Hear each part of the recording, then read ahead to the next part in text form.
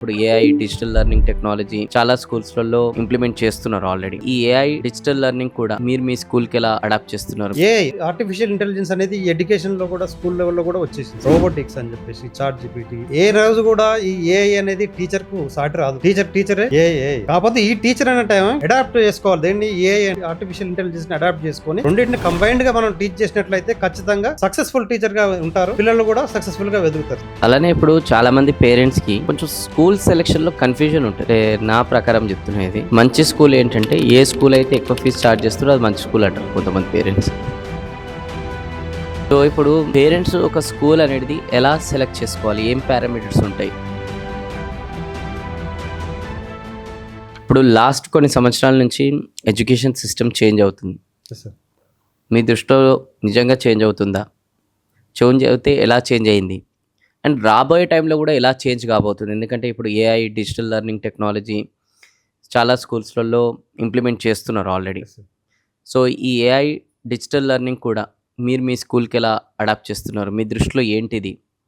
నిజంగా ఇది ఇప్పుడున్న పిల్లలకి అవసరమా కాదా? దీని ఇంపార్టెన్స్ ఇప్పుడు చాలామంది తల్లిదండ్రులకు తెలియదు, ఎస్పెషల్లీ రూరల్లో మీది స్కూల్స్. మరి రూరల్ ఉన్న పేరెంట్స్ కూడా ఇవంటివి తెలియదు.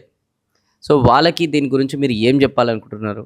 ఈ టెక్నాలజీ గురించి ఏం చెప్పాలనుకుంటున్నారు? ఎడ్యుకేషనల్ మార్పు గురించి కూడా ఏం అవేర్నెస్ మీ దృష్టిలో మీ ఎక్స్పీరియన్స్ ప్రకారం ఇవ్వాలనుకుంటున్నారు?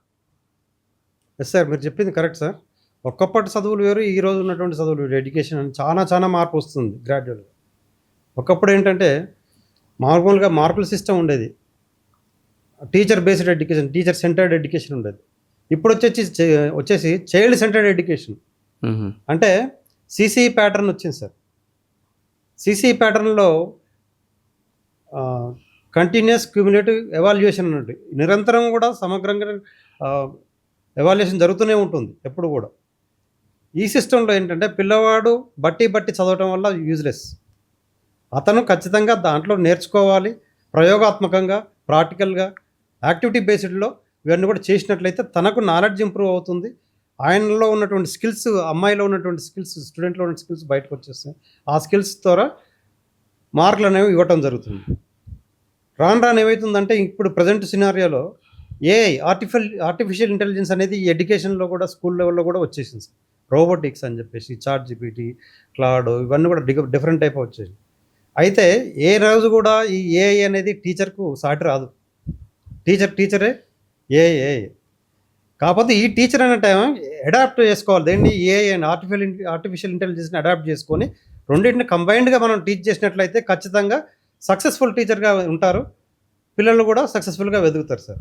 సో మారుతున్న క్రమంలో, మారుతున్న కాలానుగుణంగా ఎడ్యుకేషన్ సిస్టమ్ మారుతున్నప్పుడు మనం కూడా ఈ ఏఐని అడాప్ట్ చేసుకోవాలి. ప్రతి టీచర్ కూడా, ప్రతి స్కూల్లో కూడా ఏఐ అనేది ఇంప్లిమెంట్ చేయాలి. అదే మా ఎస్ఎల్ఎస్ స్కాలర్ స్కూల్ విషయానికి వచ్చినట్లయితే మేము ఆల్రెడీ ఆర్టిఫిషియల్ ఇంటెలిజెన్స్ మేము పిల్లలకు నేర్పిస్తున్నాం సార్. చాట్ జీపీటీ కానీ, క్లాడ్ కానీ, ఇవన్నీ కూడా పిల్లలు ఏ విధంగా చేయాలి అనేటువంటిది నేర్పిస్తున్నాం. అది ఒక లిమిట్ మాత్రమే. ఇంటికి వెళ్ళినాక అదే ఫోన్ పట్టుకొని నిరంతరం కంటిన్యూస్గా ఆ ఫోన్కు అడాప్ట్ కాకుండా ఏదైతే అవసరం ఉంటుందో వాటికి ఈ ఇంటెలిజెన్స్ని, ఆర్టిఫిషియల్ ఏఐని ఉపయోగించుకొని చేసుకోవడానికి మేము ట్రైనింగ్ ఇస్తున్నాం సార్. Very nice. అలానే ఇప్పుడు చాలామంది పేరెంట్స్కి కొంచెం స్కూల్ సెలెక్షన్లో కన్ఫ్యూజన్ ఉంటుంది. Yes sir. అంటే నా ప్రకారం చెప్తున్నది, మంచి స్కూల్ ఏంటంటే ఏ స్కూల్ అయితే ఎక్కువ ఫీజు ఛార్జ్ చేస్తారో అది మంచి స్కూల్ అంటారు కొంతమంది పేరెంట్స్. సార్. సో ఇప్పుడు పేరెంట్స్ ఒక స్కూల్ అనేది ఎలా సెలెక్ట్ చేసుకోవాలి, ఏం పారామీటర్స్ ఉంటాయి? మీరు మంచి క్వశ్చన్ వేసింది సార్. వాస్తవంగా పేరెంట్స్ చాలామంది కన్ఫ్యూజ్ అవుతున్నారు. ఎందుకంటే రకరకాలటువంటి స్కూల్స్ పుట్టగొడుగులు లాగా ఈ మార్కెట్లో కొత్త స్కూల్స్ వస్తున్నాయి. ఇంటర్నేషనల్ స్కూల్స్ అని చెప్పేసి, ఒలింపియాడ్ స్కూల్స్ అని రకరకాల స్కూల్స్ వస్తున్నాయి. అయితే ఈ పై మెరుగులను చూసి వీళ్ళు బోల్తా పడకుండా ఆ స్కూల్లో ఏముంది అంటే ఎటువంటి ఎడ్యుకేషన్ ఇస్తున్నారు, టీచర్స్ క్వాలిటీ ఏంటి, క్వాలిఫికేషన్ ఏంటి, ఎట్లాంటి టీచర్స్ ఉన్నారు, వాళ్ళు ఎలాంటి స్కిల్స్ నేర్పిస్తున్నారు, ఫౌండేషన్ అని ఉంటుంది. ఐఐటి ఫౌండేషన్ అనేది వాస్తవంగా ఈ రోజుల్లో లోయర్ క్లాసెస్ నుంచి అంటే 6th క్లాస్ నుంచే స్టార్ట్ చేస్తున్నారు. ఇవన్నీ కూడా గ్రహించాలి పేరెంట్స్. అంటే ఒక 6th క్లాస్ స్కూల్ స్టూడెంట్కు ఐఐటి ఫౌండేషన్ రిసీవ్ చేసుకుంటాడా అని మీరు అడగవచ్చు. పూర్తి స్థాయిలో రిసీవ్ చేసుకోవచ్చు. కాకపోతే మేము స్కూల్ పరంగా, మేనేజ్మెంట్ పరంగా పిల్లలకు అందించినట్లయితే మినిమం బేసిక్స్ అయితే నేర్చుకుంటారు సార్. అట్లాంటి స్కూల్స్ని పేరెంట్ ప్రతిదీ కూడా అబ్జర్వ్ చేయాలి. టీచర్స్ సైకాలజీ ఎలా ఉంది, ఆ స్కూల్ ఎలా ఉంది, ఆ యొక్క స్కూల్ వాతావరణం, ప్లే గ్రౌండ్స్ కానివ్వండి, పిల్లలకు ఓన్లీ ఆటపాటలు ఎడ్యుకేషనే కాకుండా ఓన్లీ క్లాస్ రూమ్కే అంకితం కాకుండా వాళ్ళకి ప్లే గ్రౌండ్ ఉందా, ఆటలు ఉన్నాయా, దాంతోపాటు ఈ రోజుల్లో వస్తున్నటువంటి ఆర్టిఫిషియల్ ఇంటెలిజెన్స్ అప్డేట్ అవుతున్నారా, మెయిన్ ఈ స్కూల్ మేనేజ్మెంట్ కావచ్చు, స్కూల్ టీచర్స్ కాబట్టి అప్డేట్ అవుతున్నారా, అన్ని గ్రహించాలి, అన్ని అబ్జర్వ్ చేసుకొని ఈ అడ్మిషన్ వేసుకుంటే బాగుంటుంది సార్. ఈ రోజుల్లో ఒక యంగ్ ఎంటర్‌ప్రెన్యూర్ వచ్చి, అరే! నేను కూడా స్కూల్ బిజినెస్ స్టార్ట్ చేస్తా అని అనుకోని స్టార్ట్ చేస్తాడని అనుకుందాం. ఓకే. ఒక 50 లక్షల నుంచి రూ. 1,00,00,000 లేదంటే రూ. 2,00,00,000 పెట్టేసి ఇన్వెస్ట్‌మెంట్ చేశాడని అనుకుందాం. సో, డబ్బులు ఎవరైనా పెడతారు.